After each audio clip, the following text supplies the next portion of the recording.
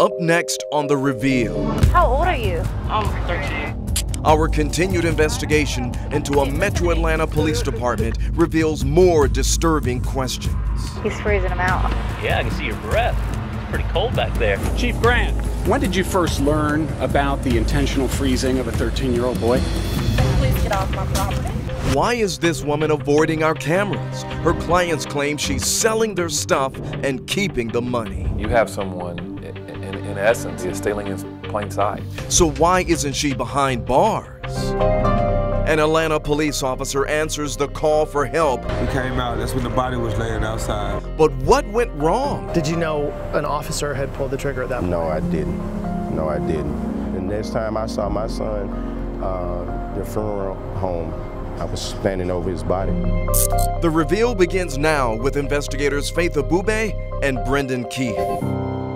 Welcome to The Reveal, a show dedicated to life-changing investigations. A 13-year-old boy handcuffed and left to freeze in the back of a Roswell patrol car on one of the coldest nights of the year. Roswell police are now under criminal investigation after we first revealed the department's top sergeant kept the boy in the cold in order to get him to talk. Now we've discovered Roswell police commanders knew about this alleged torture incident long before we demanded the video, and they chose to take no action. Roswell police pull over a golf cart in the middle of a January night. How old are you? I'm 13. You're 13? Do you have ID on you or anything like that? What are you doing out here at 13 years old? Oh, I think he totally stole it. You can see ice clinging to the boy's arms. Weather records show it was 17 degrees, headed down to a low of 12. Dang, it's cold. Officers warm up inside their heated cruisers. Oh, it's so cold. It's cold out there. It's chilly. Again, you're not under arrest. I'm just detaining you, okay? And at first, Officer Cheryl Dickerson puts the boy in her heated patrol car. I've got a 13-year-old detained right now. I'm going to jail for nothing. I didn't say you were going to jail. I said you were detained, okay? We're trying to figure out... When you get handcuffed, you always go to jail. That's not true. He's not going to tell you the truth. He hasn't told you the truth since he met you. Yeah, so I don't know, but he's 13, from what I can tell. I mean, 24. Yeah, I think there's some issues there. I'm gonna take. Listen to me. I'm not asking you what you go by. I'm asking you what your name is. Well, I've about lost my patience. I mean, he's lying to you. Yeah, I'm gonna call Sergeant Elsie. Sergeant Daniel Elsie is called to the scene. The sergeant immediately gets in the patrol car with the boy, turns off the heat, puts all the windows down, then sits in a cruiser with heat. Yeah, he ain't gonna say anything if it's warm. Oh. So he can sit over there and be cold. Okay. That's why I rolled your windows down. Let him get a little chill. Officers laugh in their warm patrol car while the 13-year-old boy is left to freeze. Getting cold yet, Ann? You can take it. Cool. So can I, because I've got heat in this car. He's freezing him out. Yeah, I can see your breath. It's pretty cold back there. Keep telling me. Is it cold in the car, you're asking? Yeah. Yeah, it's freezing in there. Well, he's got all the windows rolled down and the heat off. You gotta hang tight right here, since you can't remember Mom's phone number. And if I can make contact with Mom, then we'll get some heat going, all right? Then Officer Dickerson cuts the mic on her body camera. I'm gonna mute this. I'm gonna mute this. Sergeant Greg Freisen shows up and takes Sergeant Elsie for a walk. Records show he put a stop to the abuse. Come on out. Watch your head. Did we find out where Mom was? Yep. This video was viewed more than a dozen times by Sergeant Elsie's supervisor. In the latest annual review, the lieutenant wrote, Sergeant Elsie did make a poor decision regarding the safety of a suspect, a poor decision that was not in line with department values. But supervisors also wrote, Sergeant Elsie sets a very positive example and gave him higher scores than the year before, much higher than Sergeant Freisen, who was credited with confronting him. Sergeant Elsie wasn't punished. He was rewarded with Supervisor of the Year. That's Police Chief Rusty Grant last April, who also signed off on the annual reviews in May. No internal affairs investigation of the January incident was launched until July, days after we demanded copies of this video under the Open Records Act. Chief Grant, when did you first learn about the intentional freezing of a 13-year-old boy? Brittany, I've told you that the investigations, that incident's being investigated, and I'll get back with you when the investigation is complete. With respect, sir, there was no investigation for 7 months until we asked for the video. Is that correct? I'm not. There was an investigation, but beyond that, I'm not going to comment on that. The supervisor of the year is now on paid administrative leave, but his picture remains on the wall of police headquarters right under the chief's. Can't you be honest with the people of Roswell and say when you learned? Was it before you handed Sergeant Elsie? I'm not being dishonest or trying to avoid your questions. It's just, this is an active investigation, and that's. Are you under investigation? If you're not under investigation, when you learned of this, it should be immaterial. The incident's under investigation. The day after we demanded internal memos from the police department, the chief personally asked the GBI to criminally investigate his own officers. Roswell City Attorney has used that criminal investigation to keep secret the memos that would prove what the police chief knew and when he knew it. You handed Sergeant Elsie the Supervisor of the Year in April. Did you know before that? It's a simple yes or no question. I wasn't aware of all of the circumstances surrounding the incident. But you knew of the incident? I was aware of an incident, but with all the specifics of the incident, I was not aware of all of the specific information in the incident. The police chief knew when this photo was taken of the incident that is now the subject of a criminal investigation by the Fulton County DA. I feel violated. No, we don't care. We feel violated and sense law to us. So why would the Roswell Police Department try to keep such a big case secret? Faith, we're still trying to find out, but what we have confirmed is that Internal Affairs was notified back in March that this was a possible crime. Around the same time, inspectors from the Commission on the Accreditation of Law Enforcement were in Roswell inspecting the department's policies and practices. In this 36-page recommendation report for reaccreditation, there isn't any mention of our 4 major investigations and crises. Tonight, Roswell Police remains a CALEA accredited agency. Coming up on The Reveal. How much have you been paid for your mother's sale? Nothing. Nothing. Zero. Zero. Authorities say this woman is stealing in plain sight. So why aren't they allowed to arrest her? If you have a news tip or a comment on one of our investigations, email us at thereveal@11alive.com. Police say it may look like stealing, but the woman accused isn't breaking any laws. Tonight, our investigation follows a group of families seeking justice after they were wronged by an estate sale business owner who didn't pay up. Oh, please, say to me. She loved music. As this old classic plays, Amy Quintando slips back in time, back into her mother's Swanee home. It was just really warm and inviting. My mom had a great sense of style. There's a scratch in that memory Quintando needs to fix. She trusted me to take care of everything, and I turned the keys over to Kathy and everything just disappeared. Quintando lived in another state when her mother died, so she hired Kathy Dove's estate sale company to handle her mom's belongings. It did not go at all as I expected. Dove did hold a sale, and she did clear the 5-bedroom house of just about everything in it. But nearly 3 years later, how much have you been paid for your mother's sale? Nothing. Nothing. Zero. Zero. This despite the fact Quintando says Dove owes her. It was over $14,000. Yeah. You might remember Dove. Have you paid everyone that you've done business with? I'm running late, so. That's a yes-no question. It's pretty quick to answer. We tried to talk with her about 6 months ago after hearing a similar story from Rebecca Charles. There have been many nights I didn't sleep because this is 40 years of my mom's stuff. After that interview, Dove told me she was working to make it right, but we checked. Neither Charles or the other 5 victims that contacted 11 Alive have received any more money. Instead, Dove has opened a new business in downtown Auburn. We sent one of our producers inside to look around. She shouldn't have that. We found a few items that looked awfully familiar. That rug was in her formal sitting room when you first came in our house. This is the rug in Dove's store, but this is a picture Quintando has of it in her mom's house, and this is the photo used in the estate sale. And then there's this painting. It was above the dresser in her guest bedroom. Quintando can't prove they are the same, but there are other items like these lights or this hutch that look identical to items listed in other estate sales. Even with these accusations, Kathy isn't hiding. She is selling this stuff just feet away from the town city hall and just a few more steps from the local police department. You have someone, in essence, and based on what I see, is stealing in plain sight. That's Barrow County Sheriff Judd Smith.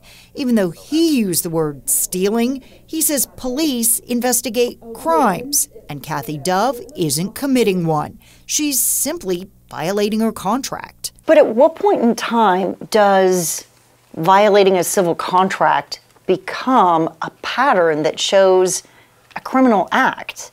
Well, unfortunately, being a bad person is not illegal. Tell that to Quintando. Do you feel like what happened to you is a crime? Absolutely, yes. She emptied my mother's entire home, her jewelry, her clothes, her furniture, everything. Still, Sheriff Smith says in a civil matter, it is up to the victims to prove, not to police, but to a judge, that Dove intended to take their money and belongings before the sale ever began. Extremely difficult. And that judge can only rule on what happened in their county. Dove's victims are scattered throughout the metro. They can file a civil lawsuit and demand any money owed, but for that, they have to go to the county where her business is located. And that is where Sheriff Smith comes in. But it doesn't sound like she's been very easy to serve.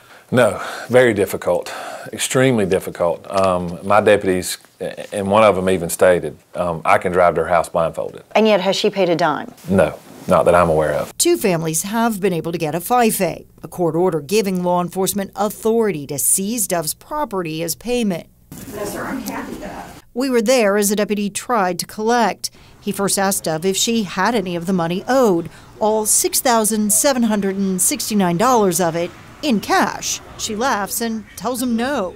Without even offering any property that could help settle the debt, the deputy leaves. I'm not sure if I know anyone who's ever going to say yes. That's true. But that's the system. And all of this costs money. All of this costs money. Every filing, every certified mail thing you're sending, everything costs money. We tried again to ask Kathy Dove about the items in her store and the claims against her. Please get off my property. She had nothing to say to me, but listen to what she told our producer when she went into the store. Like, where does someone find some of this stuff? Estate sales, usually. Oh, okay. I was a picker back before there was a word for that. As you can imagine, Quintando has a few words of her own. For it all to be gone like that it's kind of tough to swallow. She insists it is not about stuff. She has already taken the things that matter most.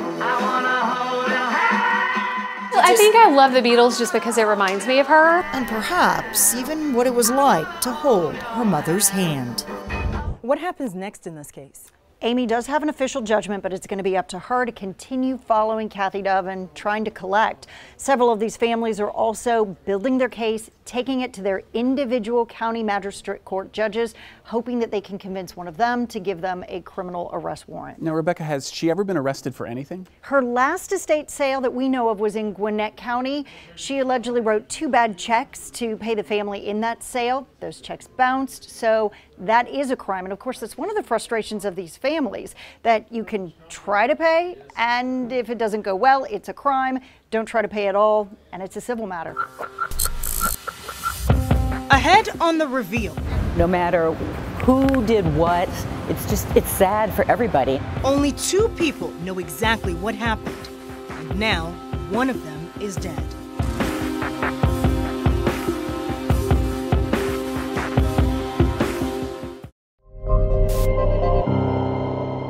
It's a murder case where nothing is as it first seemed. We're looking into the lives of an Atlanta police officer and a 22-year-old after a grand jury called for a murder indictment again. Only one of them survived their showdown on Monroe Drive.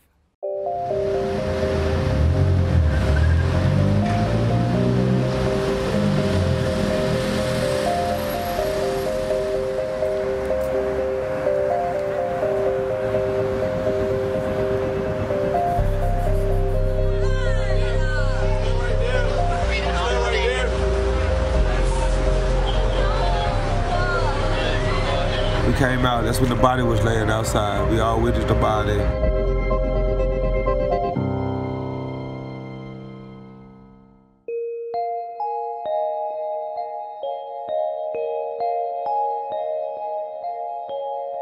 We never really got to be newlyweds. June 22nd happened, which really just shook our whole foundation. And I think the only way anyone kind of can handle this tragedy is just by going day by day.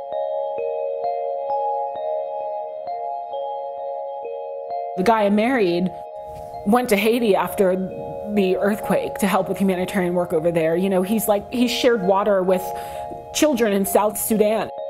I really hadn't met anyone in my life quite like him.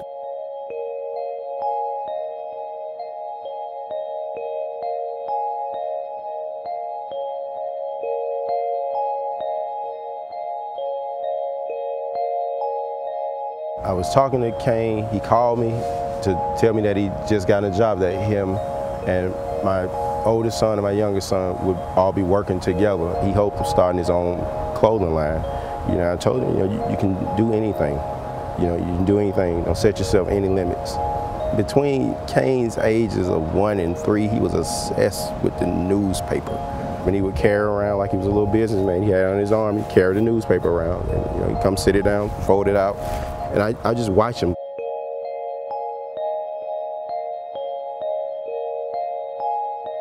Initial reports, they just showed Kane in a very bad light, and you know, he of course had a previous run-in with the law, but it was nothing major. You know, to just see them keep running his mugshot, you know, all over the news.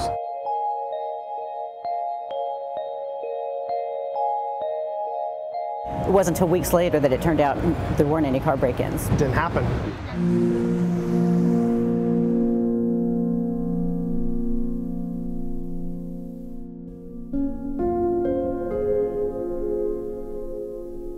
Did you know an officer had pulled the trigger at that point? No, I didn't. No, I didn't. The next time I saw my son, the funeral home, I was standing over his body, looking down at him. A little version of me.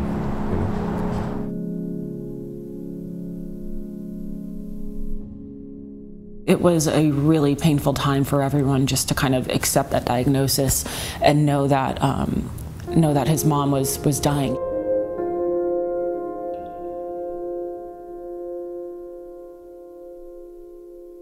He was holding his mom's hand while she died.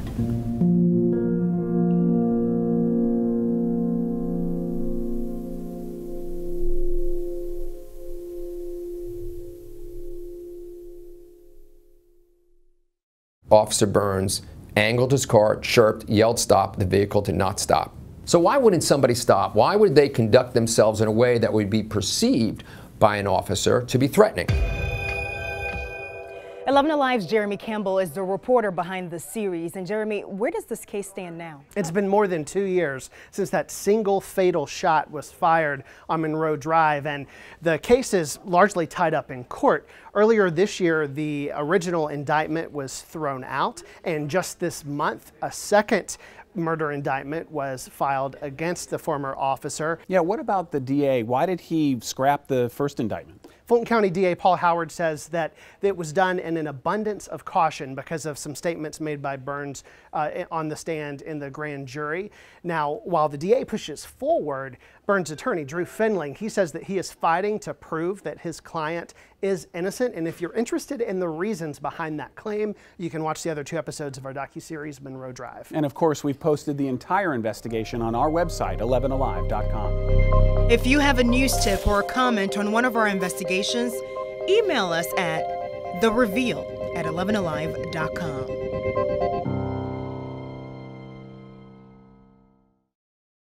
Next week on The Reveal.